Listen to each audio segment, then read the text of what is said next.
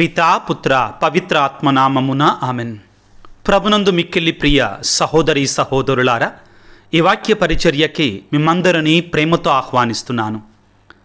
యెషయా గ్రంథము 38వ అధ్యాయము 16-17 వచనములు. ప్రభువా, నేను నీ కొరకే జీవింతును, నిక్కముగా నీ కొరకే బ్రతుకుదును. నీవు నా వ్యాధిని కుదిర్చి నాకు ఆయుష్షును వసగుము. నీవు నా దుఃఖమును సంతోషముగా మార్చుదువు. వినాశనకరమైనటు పాతాళము నుండి నీవు నన్ను ప్రేమతో కాపాడితివి. నా పాపములనెల్లా ఎత్తి నీ వెనక తొట్టున విసిరివేసితివి. క్రీస్తునాథుని యందు మిక్కిలి ప్రియులకు సహోదరి సహోదరులారా, యెషయా గ్రంథము 38వ అధ్యాయము 17వ వచనములో ఈ విధంగా రాయబడి ఉంది. దేవా, నీవు నా దుఃఖమును సంతోషముగా మార్చుదువు.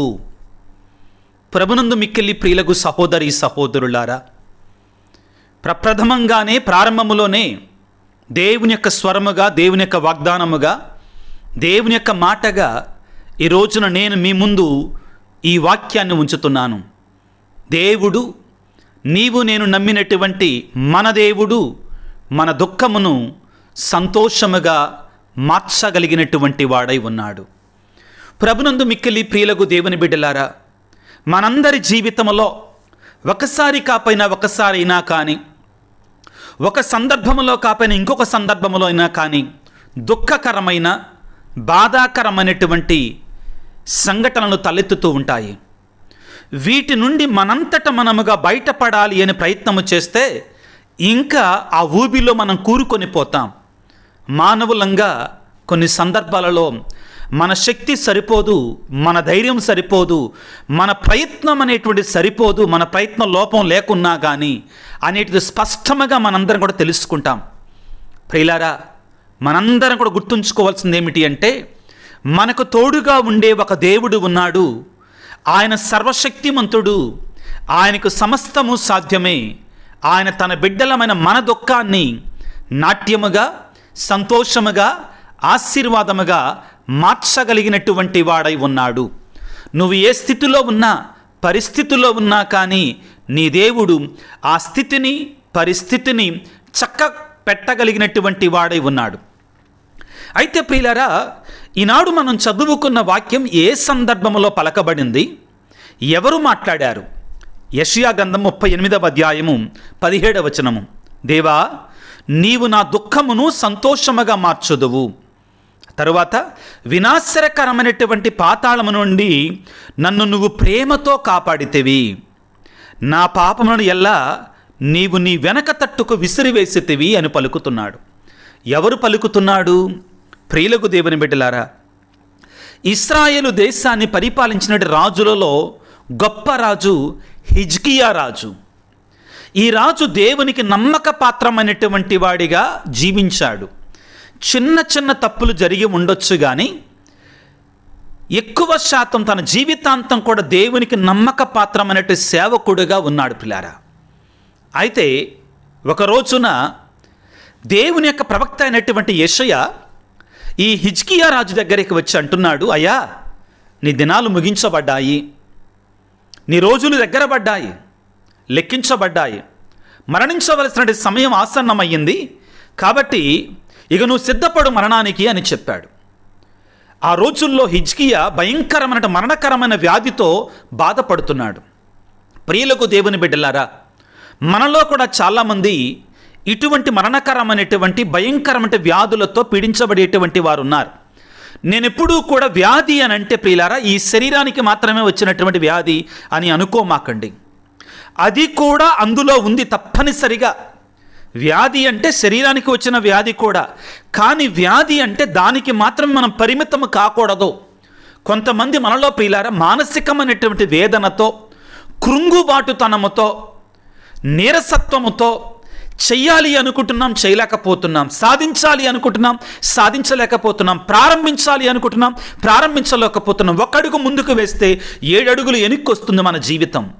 ఇది కూడా ఒక రకమైన వ్యాధి. కుటుంబంలో శాంతి సమాధానం ఉండటం లేదు, సంతోషం ఉండటం లేదు. ఏ మాట ఎంత మంచిగా ఉండాలని ప్రయత్నం చేస్తున్నా కానీ అది ఎదురు తిరుగుతుంది. భర్తగా, భార్యగా, పిల్లలుగా, తల్లిదండ్రిగా, బంధువులుగా, మిత్రులుగా, స్నేహితులుగా మనం ఎంత ప్రయత్నం చేస్తున్నా కానీ ఆ ప్రయత్నాలను బెడిసి కొడుతున్నాయి.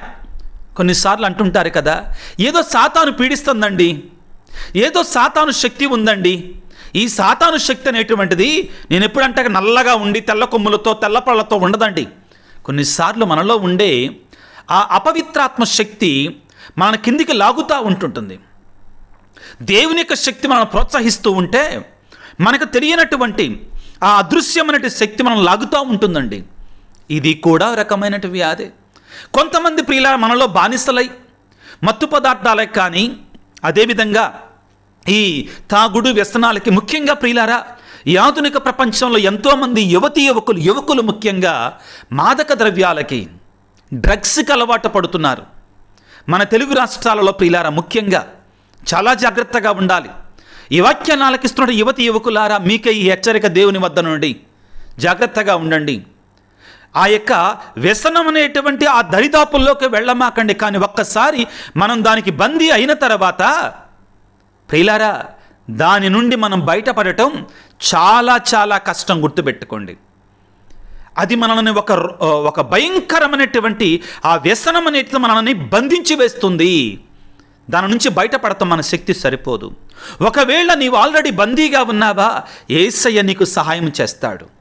ఆ విశ్వాసంతో, ఆ నమ్మకంతో ఆ ప్రభు యొక్క సన్నిధికి వెళ్ళటానికి ప్రయత్నం చేయి బిడ్డ. ఈ హిజ్కియా రాజు ప్రియులారా వ్యాధితో మంచాన పట్టాడు. ప్రవక్త అంటే యెషయా వచ్చాయా, నీ రోజులు ముగిశాయి అని చెప్పాడు. వాక్యాన్ని చదువుకుందాం. యెషయా గ్రంథం 38వ అధ్యాయం 1వ వచనం. ఆ రోజుల్లో హిజ్కియా రాజు జబ్బుపడి ప్రాణాపాయ స్థితిలో ఉండెను, మరణానికి దగ్గరయ్యాడు. అప్పుడు యెషయా రాజును సందర్శింపవచ్చి, ప్రభు సందేశం ఇది, నీ కార్యములను చక్కబెట్టుకొనుము, నీవిక బ్రతకవు అని చెప్పెను. హిజ్కియా మనమైతే ఏం చేస్తామండి, వెంటనే టెన్షన్ పడిపోతాం, కంగారు పడిపోతాం, భయపడిపోతాం. కానీ హిజ్కియా ఏం చేస్తున్నాడు, అతనిలో కూడా భయం ఉంది, అతనిలో కూడా కంగారు ఉంది. ఇరుగు పొరుగు వారి దగ్గర పరిగెట్టలేదు. అదేవిధంగా వైద్యులు ఉన్నారండి, కాదంటలా వైద్యుల దగ్గరికి వెళ్ళాలి, మందులు వాడాలి. కానీ మొట్టమొదటిగా అతను ఏం చేశాడు ప్రియులారా, అది మనందరం చేయగలగాలి. అతనికి ఎంత విశ్వాసం ఉందో చూడండి దేవుని మీద. వాక్యాన్ని చదువుకుంటే యెషయా గ్రంథం 38వ అధ్యాయము 2-3 వచనాలలో ఈ స్వరాన్ని విన్న తర్వాత, ఈ మాట విన్న తర్వాత హిజ్కియా గోడ వైపు ముఖమును త్రిప్పి, ప్రభువా, ఇన్నాళ్ళు నేను నిన్ను భక్తితోనూ చిత్తశుద్ధితోనూ సేవించితిని కదా, నీ చిత్తము చొప్పున నడుచుకుంటుని కదా అని ప్రార్థన చేయుచు మిక్కిలి విలపించను. దేవుని సన్నిధికి వెళ్ళి కన్నీటితో ప్రార్థన చేశాడు. ఆ ప్రార్థనలో నిజాయితీ ఉంది ప్రియులారా, ఆ ప్రార్థనలో స్వచ్ఛత ఉంది ప్రియులారా. తాను చేసినటువంటివే దేవుని జ్ఞాపకం చేస్తున్నాడు. దేవుడి తెలియదని కాదు, కానీ అయ్యా నేను నిన్ను విడిచిపెట్టలేదే, నీతివంతంగా బ్రతికానే, నీ వాక్యానుసారంగా జీవించానే. మనలో కూడా చాలామంది ప్రియులారా, నేనేం తప్పు చేశాను, నేనేం పాపం చేశాను, నాకెందుకు ఇలా జరిగింది, నేను దేవుని సన్నిధికి వెళుతున్నా కదా, తప్పుడు పనులు నేను చేయటం లేదు కదా, నాకెందుకు ఈ కీడు జరుగుతుంది? ఏ హిజ్కియాకి జరగలేదా? నీకంటే నాకంటే యోబుకు జరగలేదా? ఎందుకు జరుగుద్ది? గుర్తుపెట్టుకున్న పిల్లలు ఎల్లప్పుడూ కూడా మనం నీతివంతంగా జీవిస్తున్నా కానీ, పాపము జోలికి వెళ్ళకపోయినా కానీ, అన్యాయం అక్రమం జోలికి వెళ్ళకపోయినా కానీ, ప్రార్థనా జీవితాన్ని జీవిస్తున్నా కానీ మనకేదైనా చిన్న కీడు వచ్చిందంటే దాని అర్థం దేవుడు దానిలో నుండి దాని ద్వారా మనకు ఒక గొప్ప అద్భుతాన్ని చేయబోతున్నాడు. దాని నుండి ఒక మహా అద్భుతాన్ని చేయబోతున్నాడు పిల్లరా. తన మహిమను మనకు చూపించబోతున్నాడు. దీన్ని మనం గుర్తుపెట్టుకోవాలి. ఏం జరుగుతున్నప్పుడు మిక్కిలి విలపిస్తున్నాడు, కన్నీటి ప్రార్థన చేస్తున్నాడు, దేవుని సన్నిధికి వెళ్ళాడు. వెంటనే ప్రభువు వాణి వస్తుందండి. 4-5 వచనాలలో ప్రభువు వాణి యెషయాతో మరలా ఇట్లు పలికెను, నీవు హిజ్కియా వద్దకు పోయి అతనితో ఇట్లు పలికము, నీ పితరుడకు దావీదు దేవుడినంటే నా వాక్కు ఇది, నేను నీ మొర వింటిని, నీ కన్నీళ్లు చూసితిని, నేను నీ ఆయుష్షుని ఇంకను 15 ఏళ్ళు పెంచుతున్నాను అని పలికాడు. దేవునికి స్తోత్రాలు, హల్లెలూయా. ప్రియులారా, ఎంత గొప్ప మాట ప్రియులారా. చూడండి, ఇక నువ్వు రేపు చనిపోతావు అనేటువంటి వాడికి 15 సంవత్సరాల పాటు ఆయుష్ పెంచుతున్నారు. ఎందుకని? ఒకటి దేవునికి మొర్రపెట్టాడు, కన్నీళ్లు కార్చాడు, దేవునికి నమ్మక పాత్రమైనటువంటి సేవకుడిగా ఉన్నాడు. ప్రియులారా, ఈ వాక్యాన్ని విన్నప్పుడు మీరు ఓహో ఇంత ఈజీగా ఉంటుందా దేవుని నుంచి అద్భుతాన్ని పొందటం, ఇంత సులభమా అని అనుకుంటామండి. నిజమే, సులభమే. దేవుడు మన తండ్రి, మొరపెట్టినప్పుడు ఆయన పరిగెట్టుకుంటూ వస్తాడు, నేను పిలిస్తే పరుగున విచ్చేస్తాడు. అవును, నిజమే. కానీ ప్రియులారా, ఇక్కడ మనం మరొక సత్యాన్ని గుర్తించాలి. హిజ్కియా చేసిన ప్రార్థన అండి. ఏమిటది? అయ్యా ఏమంటున్నాడు? అయ్యా నేను ఇన్నాళ్ళు నిన్ను భక్తితోనూ చిత్తశుద్ధితోనూ సేవించితని కదా, నిన్నే సేవించాను కదా, నీ చిత్తము చొప్పున నడుచుకుంటేనే కదా, ఎందుకు ఈ మాట్లాడుతున్నాడు? ఆ రోజుల్లో ప్రియులారా, ఇజ్రాయెల్ దేశం అనేటువంటిది యూదా సామ్రాజ్యంగా ఇజ్రాయెల్ సామ్రాజ్యంగా విడిపోయింది ఆల్రెడీ సొలొమోను రాజు కాలంలో.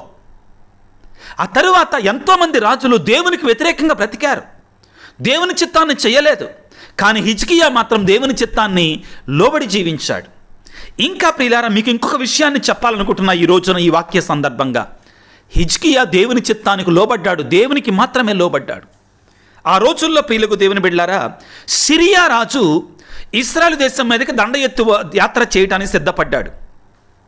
హిజ్కియా కాలంలో ఈ మరణ వార్త వినడానికి ముందుగా, ఈ జబ్బు పడటానికి ముందుగా అయితే ఒక ఉత్తరం రాశాడు, నువ్వు నాకు లొంగిపో, నీ సైన్యాలతో నాకు సహాయం చెయ్యి, అలా చేయకపోతే నేను నీ మీదకు దండెత్తు వచ్చి నిన్ను లొంగ తీసుకుంటా, చూడు చాలా దేశాలు లొంగ తీశాను అని ఒక ఉత్తరం రాశాడు. ఆ ఉత్తరాన్ని చూసి కంగారు పడిపోయాడు హిజ్కియా. వాక్యాన్ని చదువుకుంటే ఉత్తరాన్ని రాశాడు. ఉత్తరం తర్వాత ఏం జరుగుతుందో చూద్దాం. యెషయా గ్రంథము 37వ అధ్యాయము 9వ వచనాన్ని చదువుకుందాం. ఆ వార్త అందిన పిదప అస్సిరియా రాజు యూదా రాజుకు హిజ్కియాకు తన దూతల ద్వారా ఒక ఉత్తరాన్ని కమ్మను పంపెను. నీవు యావే ప్రభువును నమ్ముకొంటివి, ఆ దేవుడు యెరూషలేమును నా వశము కాదని నుడివెను, కానీ నీవు ఆ మాటలు నమ్మి మోసపోవద్దు. దేవుడి మాటలు నమ్మొద్దు అంటున్నాడు సిరియా రాజు. అయితే ఏమన్నాడు? నువ్వు మర్యాదగా నాకు లొంగిపో, లేకపోతే నీ అంతు చూస్తా అని అంటున్నాడు. ఇప్పుడు ఆ ఉత్తరాన్ని అందుకున్నటువంటి హిజ్కియా ఏం చేయాలి? యుద్ధానికి వెళ్ళాలి, లేకపోతే ఏదో ఒకటి చేయాలి. కానీ హిజ్కియా చేసిన గొప్ప కార్యం చూడండి. యెషయా గ్రంథం 37వ అధ్యాయం 14-15 వచనాలు. హిజ్కియా రాజు దూతల నుండి ఆ ఉత్తరమును కమ్మను చదివెను. అంతటా అతడు దేవాలయమును ప్రవేశించి లేఖను ప్రభువు సమక్షమున పెట్టి ఇట్టు ప్రార్థించను. ఎక్కడ పెట్టాడు ఆ ఉత్తరాన్ని? ఆ కష్టాన్ని ఎవరి దగ్గర తీసుకుని వెళ్ళాడు? ఆ బాధను ఎవరి దగ్గర తీసుకుని వెళ్ళాడు? ఆ శత్రువును ఎవరి దగ్గర తీసుకుని వెళ్ళాడు? సర్వానికి అధిపతి అయినటువంటి దేవుని దగ్గర తీసుకొని వెళ్ళాడు. దేవుని దగ్గర తీసుకుని వెళ్ళి ఆ ఉత్తరాన్ని దేవుని పీఠం దగ్గర పెట్టి ప్రార్థన చేస్తున్నాడు. ఏమని ప్రార్థన చేస్తున్నాడు? సర్వశక్తిమంతుడమైన ఇశ్రాయేలు దేవుడమైన ప్రభు, నీవు దేవదూతల మీద ఆసీనుడవగదువు, నీవొక్కడవే దేవుడువు, సామ్రాజ్యములన్నిటినీ ఏలువాడవు నీవే, భూమి ఆకాశములు సృజించినటువంటి వాడవు నీవే. ప్రభు, నీవు చెవులొగ్గి వినుము, కనులు విప్పు చూడుము, సజీవుడమైన దేవుడగు నిన్ను కించపరచుటకు కాను సన్హెరీబు పలికిన పలుకులు ఆలకింపుము. దేవుడికి అప్పచెప్పేశాడండి. యుద్ధము యెహోవాది. ప్రియులారా, యుద్ధము నాది కాదు. దేవుని మీద ఆధారపడి జీవించగలిగితే ఏమన్నాడు? అయ్యా ఇదిగో అతను నా మీదకి యుద్ధానికి వస్తానన్నాడు, నీ మాట కూడా నమ్మనంటున్నాడు అని చెప్పాడు. పిల్లారా, ప్రార్థన చేశాడు. తర్వాత పెద్ద ప్రార్థన ఉంటుందండి. ఆ తర్వాత దేవుడు సందేశాన్ని పంపిస్తున్నాడు. జాగ్రత్తగా ఆలకించండి పిల్లారా. యెషయా గ్రంథము 37వ అధ్యాయం 33వ వచనం. అస్సిరియా రాజును గురించి ప్రభువు వాక్కిది, అతడి పట్టణమును ప్రవేశింపలేడు, దీని మీద ఒక్క బాణమును కూడా విసరలేడు, డాలుతో దీని చెంతకు రాజాలడు, దీని చుట్టూ ముట్టడికి మట్టి దిబ్బలు పోయజాలడు, దీనిని చుట్టూ ముట్టడించడానికి మట్టి దిబ్బలు పోయజాలడు. చాండి దేవుని యొక్క వాగ్దానం ఎలాగా ఉందో హిజ్కియా రాజుకి. ఎందుకని? అతను చేసినటువంటి కార్యం ఏంటంటే, అతను తనంతట తనకు తన శక్తి మీద ఆధారపడలా, తన ఇరుగు పొరుగు వారి యొక్క రాజుల శక్తి మీద ఆధారపడలా, దేవుని శక్తి మీద మాత్రమే ఆధారపడ్డాడు. దేవుడు ఏమంటున్నాడంటే, అతడు తాను వచ్చిన త్రోవన పట్టి వెడలిపోవును, పారిపోతాడు. ఈ నగరమును ఎంత మాత్రం యెరూషలేము నగరమును ప్రవేశింపలేడు. నా గౌరవార్థము నా సేవకుడైన దావీదు నిమిత్తము నేను ఈ నగరమును రక్షింతును అని పలుకుతున్నాడు. ఆ తర్వాత ఏం జరిగిందో తెలుసా? అస్సిరియా రాజు పారిపోయాడు ప్రియులారా. ఏం యుద్ధం జరగకుండానే పారిపోయాడు అక్కడి నుంచి. ఎందుకంటే తెల్లవారే కల్లే శవాల గుట్టలు పడి ఉన్నాయి అక్కడ. వాక్యాన్ని చదువుకుంటే యెషయా గ్రంథము 37వ అధ్యాయం 36వ వచనం, ఆ రాత్రి ప్రభువు దూత అస్సిరియా శిబిరమునకు పోయి అతడు 185,000 మంది సైనికులను హతము చేసేశాడు. వేకున లేచి చూడగా వారందరూ చచ్చిపడి ఉండరి. ఇంకేం చేస్తాడండి? పారిపోయాడు. మామూలుగా పారిపోడా, అమ్మో బ్రతుకు చీవుడు అంటూ పారిపోయాడు పిల్లారా. ఈ వాక్యం అంతా మనకేమి నేర్పిస్తుంది పిల్లారా? దేవుని యొక్క శక్తి ముందు ఎవడు నిలబడలేడు. ఒకటి. రెండవది, ఆ దేవుని యొక్క శక్తిని మనం పొందుకోవాలి అంటే ఆయన మీద ఆధారపడటం నేర్చుకోవాలి.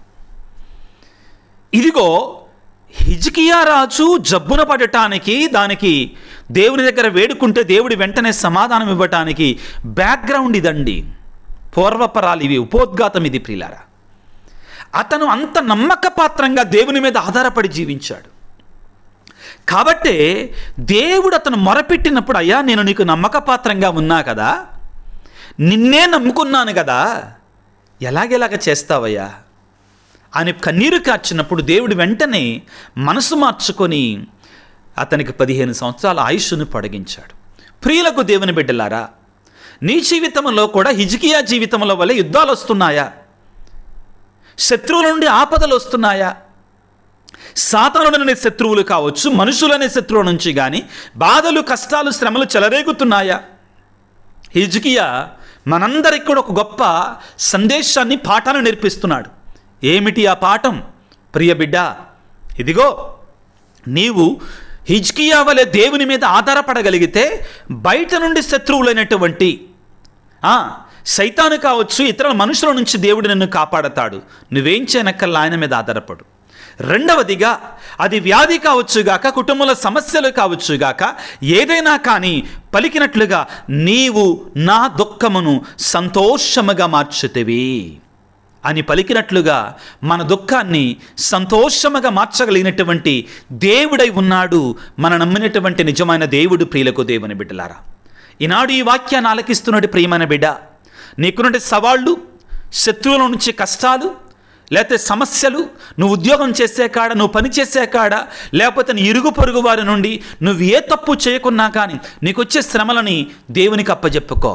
ఆ దేవుడు నీ పక్షాన ఉండి తన దూతను ఈ రోజున ఏ విధముగా శత్రు సైన్యమైనటువంటి అస్సిరియా రాజు సైన్యం వద్దకి దేవుడు తన దూతను పంపి 185,000 మందిని హతమార్చి భయం పుట్టించాడో, అదేవిధంగా మనం నీతివంతంగా జీవిస్తున్నా కానీ మన మీదకి మన శత్రువులు ఎగిరెగిరి పడుతున్నట్లయితే దేవుని సన్నిధిలో అప్పజెప్పు ఆ విషయాన్ని.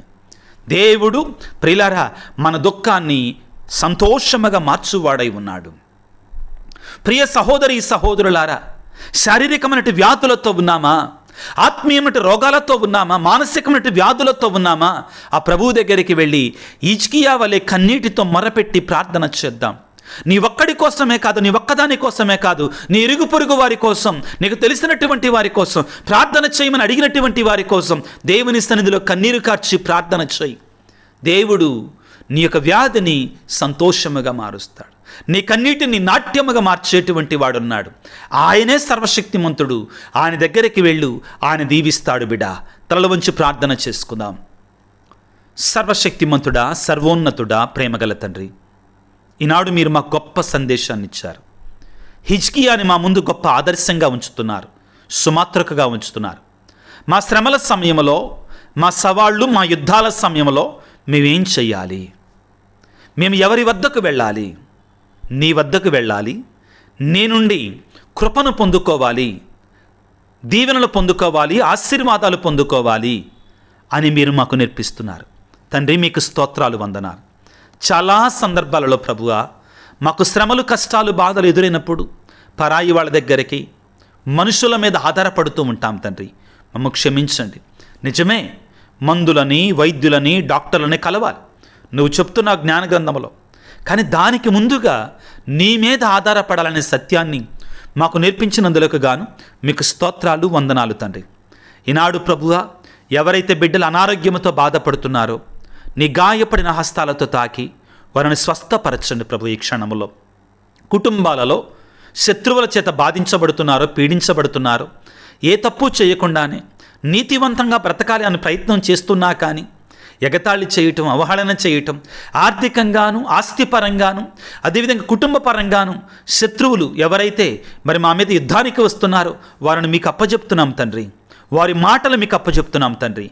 ఇదిగో ఇదిగో ప్రభువా, నువ్వు అంటున్నా నేను న్యాయ తీర్పరని, తీర్పు తీర్చువాడను నేనంటున్నావు ప్రభువా. నువ్వు చూసుకో ప్రభు అటువంటి వారిని. మాకు మాత్రం దీనత, వినయము, అదేవిధంగా నీపై ఆధారపడేటువంటి మనస్తత్వాన్ని మాకు దయచేయి ప్రభువా. ప్రత్యేకమైన రీతిలో యేసు ప్రభువా, నీకు స్తోత్రాలు, నీకు వందనాలు, నీకే స్తోత్రాలు తండ్రి. ఈనాడు ప్రత్యేకంగా మా కోసం ప్రార్థన చేయండి స్వామి అని ఇదిగో మరి మొరపెట్టు మెసేజ్లు పెడుతున్నట్టు ప్రతి బిడ్డను కూడా దీవించమని, వారి తలంపులను ఆశీర్వదించమని మా ప్రభు అయిన క్రీస్తు ద్వారా వేడుకొనుచున్నాము తండ్రి. ఆమెన్. ప్రభువు మీతో ఉందురుగాక, మీ ఆత్మతో ఉందురుగాక. సర్వశక్తి గల సర్వేశ్వరుడు పిత, పుత్ర, పవిత్రాత్మ మిమ్మందరిని చల్లగా దీవించి ఆశీర్వదించి కాపాడుదురుగాక. God bless you. దేవుడు మిమ్ము దీవించుగాక. ఆమెన్.